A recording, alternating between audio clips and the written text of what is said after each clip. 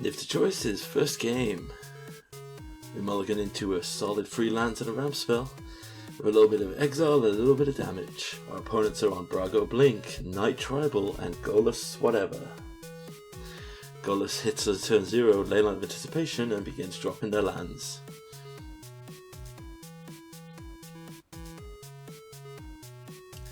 We hit another 3 mana ramp spell, so we tap out on turn 2 and do nothing.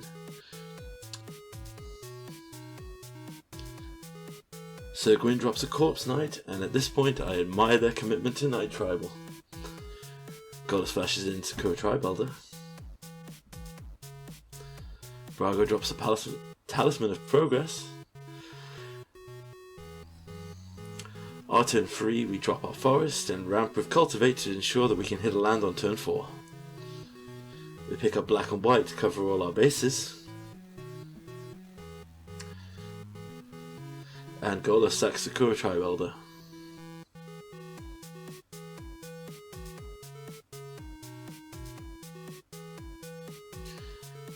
Golas drops an Oracle of Moldiah, hits a Vesuva off the top that comes in as a Triome, and there's a Sylvan Scrying on the top. Because Golas needs more tutoring for lands. Sir Gwyn drops History of Benalia, and I, again, am in awe of their dedication. They swing in at Golas, recognising Golas as the biggest danger. Brago taps out for Brago. And we drop our lands doing another ramp spell for a thing. And we go to shock the Oracle of Moldiah and force Golas to discard one of his free hands. Showing to the table, we're playing a jank fun deck with our split cards, hoping that they don't recognise us as a danger. Golas hits the field and immediately grabs Field of the Dead, foiled up. History of Benalia creates another knight. They cast Valiant Knight, giving their knights an Anthem, which next turn, if they hit a land, could potentially be a lethal swing. With Valiant's 5 mana ability to give double strike to all knights, and his story's third chapter giving all of their knights +2/+2 to 5/5s.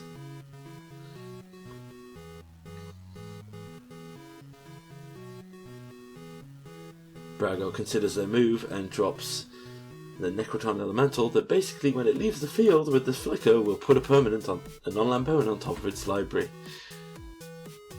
They swing in at knights, blink the Elemental, and remove Golas to the top of the library, giving Golas another land tutor on a turn. I choose to leave up mana here. We have the option of exile a little bit of damage, tutoring, or potentially killing a creature that attacks us.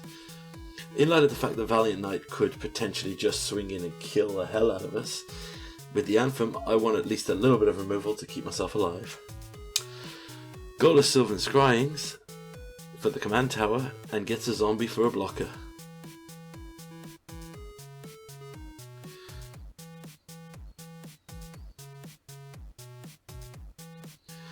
The knights get pumped. He hits his land drop, and I hold my breath. We're an easy kill here. Well, it looks like it. But does he consider Golas a danger? Which he does. A full swing out into Golas. Golas, recognizing the danger, does actually block. But our Night Tribal player still considers and activates the double strike effect, essentially dealing 30 damage and putting Golas to 5 life on turn 5. Wow. Full respect for Night Tribal. I consider my actions here. I do have a board wipe with Finality, giving -4/-4 to all creatures, but I would rather wait till Golas is dealt with, as Field of the Dead Golas combination can get out of hand. Brago drops the Charming Prince, and I start to get scared of the synergies he could produce, choosing to scry 2 for the first initial trigger.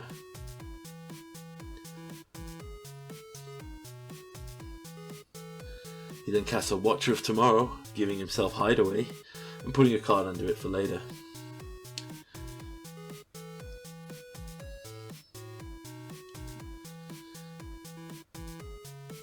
Brago goes to combat. Coming straight at me. I move to teach him a lesson.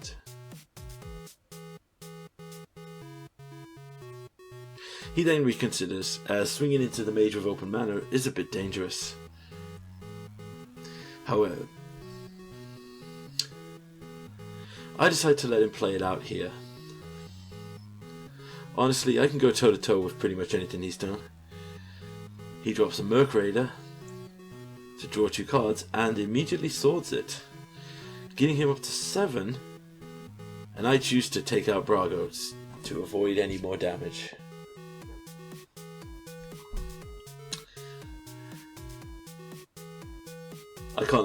We can't let him start triple bouncing everything with the Brago synergies. I find Down and Dirty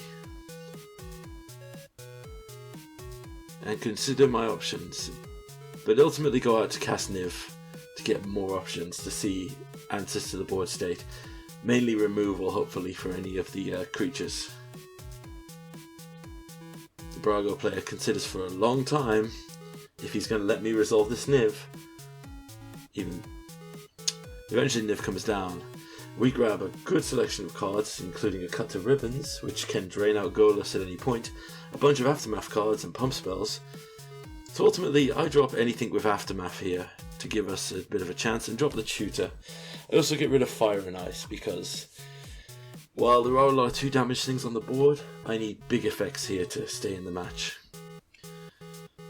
Scute Swarm enters the battlefield, and the terror begins, as now every land drop with the Slange deck creates a Scute Swarm that creates a zombie. Golos re-enters, grabbing another land out of his deck, making 2 more Scute Swarms and another zombie. I assess my hand and consider how funny it will be if I get to Colossal, give one of the Knights Trample if he only chump blocks next turn. Knowing from history, I know nobody reads the revealed cards to work out what Niv has when it's a split card deck, because it's really confusing. Night Tribal goes immediately into combat, fully swinging out of Golos.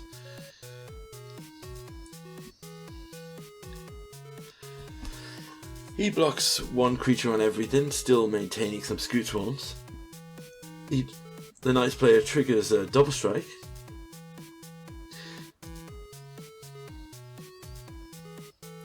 leaving him still alive. Brago plays a land and tests an Eerie Interlude, bouncing Golos again and getting the card from the Watch for Tomorrow. Weird timing, I think, on that. However, it soon becomes apparent because Brago just wants to blow up the world. I move Niv back to the command zone, and at the end of turn, the Eerie Interluded creatures return to the battlefield. He chooses to scry 2 Charming Prince and hide away another card with the Watch for Tomorrow. And at this point I decide that equal distribution should mean that even Brago shouldn't have a field, and I trigger Finality, giving -4/-4 and killing all creatures on the board.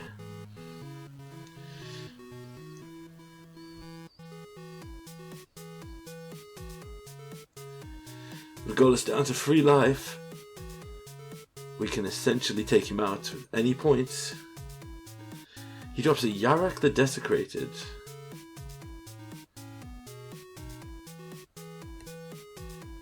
And creates another copy of Field of the Dead.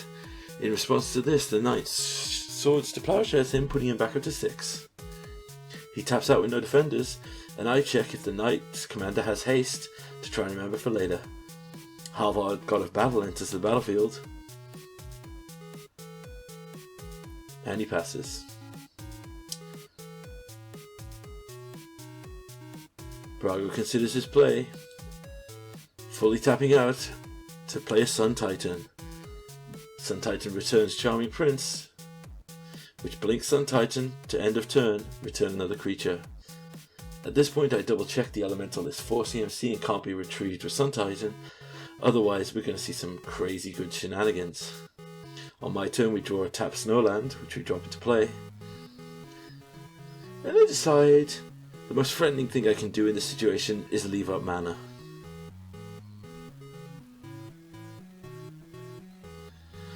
The Goalless player taps out to cast Risen Reef, revealing the top card of his deck, which is in a land, and goes to his hand, and recasts Goalless. Goalless grabs another land, triggering both the Thespian Stage Field of Dead and their Field of the Dead, giving him 4 blockers. I hold up mana ready to give +4/+4 and +4/+2 and trample to Halvar after he gets equipped with his double strike to go into battle. However, Halvar immediately goes into combat, and I instantly joke to myself, how funny would it be if this is an Embercleave? And it turns out to be an Embercleave, resulting in the chump block not having enough power and resulting in lethal damage to the Goalless player. Embercleave, powerhouse even in EDH. Brago taps 8 mana, and I hold my breath to recast Brago. Halvar's ability triggers and he moves Embercleave to Embercleave. Again, he swings at me with open mana, and I try again to teach him, you shouldn't do this. So in response, I exile his Sun Titan and kill his commander. Hoping at this point that the Halvar player will see me as less of a threat than the guys trying to set up a Blink engine, I just play a land and pass. I also check my documents because my Google decided to open that mid-game. The knight enters and I double check that he's not a god knight. And he swings in for double strike damage, drawing a card with an equipped creature attacking. He casts a talisman, and then moves the Embercleave over to his commander for defense. Once again, I'm holding up mana, and I'm hoping at this point that our blue-white player has learnt not to mess with me. Momentary blink blinks the Watcher of Tomorrow, drawing him another card. And Cloudblazer hits the field, drawing 2 cards and gaining 2 life. He then taps out and passes, deciding that a double strike commander with trample, a double strike trampler, needs a lot of blockers, resulting in him not attacking eventually, after he sits there and considers for a long time. The reason this video is playing at 4 times speed is because this game took over an hour with these 3 players, primarily because blue-white took a lot of breaks. At this point I'm checking to see if he's actually still in the game or if he's lost connection. Getting frustrated, I'm considering now actually typing in chat to boot him. However, he does eventually come back to the game. At the end of turn, we simply pass, draw Marsh Flats, crack it for a Shockland, which we keep unshocked, and decide I can recast Niv and hold up a bounce spell to keep him around. Niv draws Struggle to Survive, Mind to Body, and I throw Refusal to Believe to the graveyard. The aftermath effect of that is an instant speed copy effect. Remember that for later. Argent Armor hits the field, now becoming a lethal 12/12 double striker. We move to combat, and the Knight player goes for the one-shot kill on me, using the Argentum Armor trigger to kill the Cloudblazer. However, I then proceed to teach him, you don't attack me. I don't like being touched when I play this deck. Warrant puts his attacking commander on top of his deck. He drops an Icon of Ancestry, choosing Knight.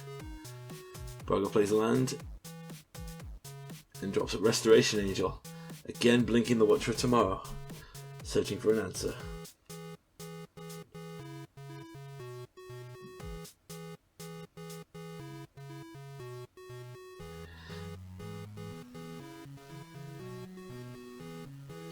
He then drops a Panharmonicon, and I suddenly get very scared as I've drawn none of my artifact removal. But check what's around. I draw another Pump spell.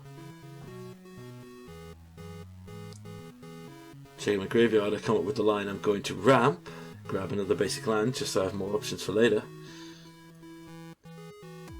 I'm then going to move to combat. He chooses not to block, knowing the value of Restoration Angel if he resolves a blink, so I proceed to Colossus and Integrity, pumping my Niv to a 12-10. This deals enough damage that a Halvar double strike attack could be lethal if he goes all in on it. I'm basically offering the Blink player as a sacrifice to the Knights at the moment to try and stay alive.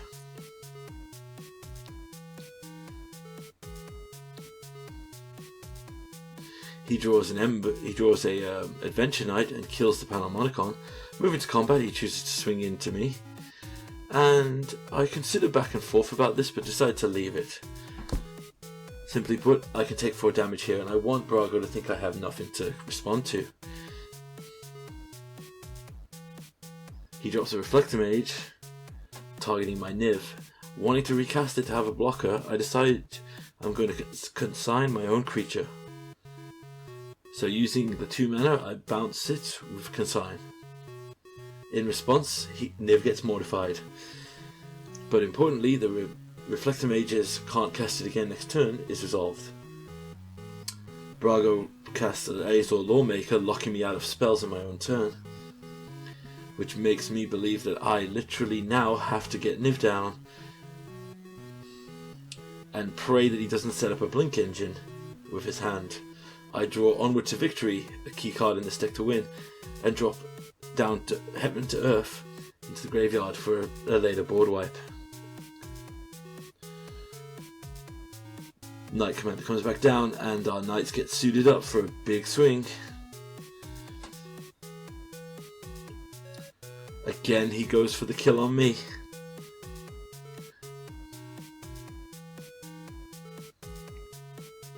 And I resolve to bounce with Far his Knight back to his hand.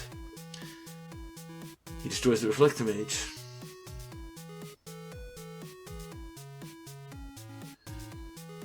Then considers his actions while fully equipping his commander for another potentially lethal strike, and redeploying the Knight of Shield Smasher. Solemn Simulacrum hits the battlefield. Checking my graveyard, I'm trying to figure out what line I'm going to take. As the Brago player taps fully out,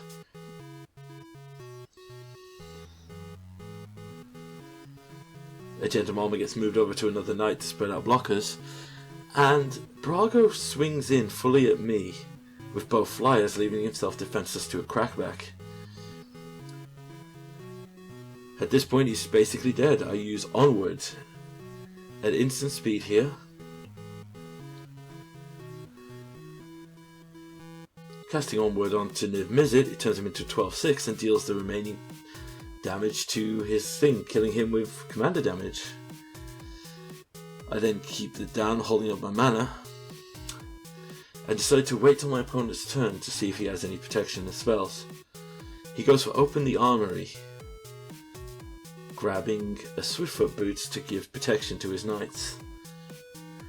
In response to the equip trigger, we struggle, doing 10 damage. While holding the trigger, we flash back the Refuse. Well, we aftermath the Refuse to copy the struggle, effectively killing both his Knights. In response to this, he goes to move his equipment onto Halvar, and we use our 2 remaining mana to depose his Halvar, tapping it down.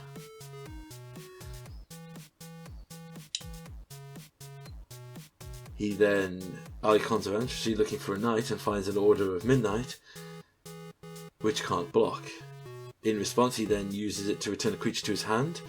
On our turn, we use the dirty side of Down and Dirty to get back Onward to Victory, and go for the Onward to Victory double strike win, taking our opponent out on turn 14 with lethal commander damage.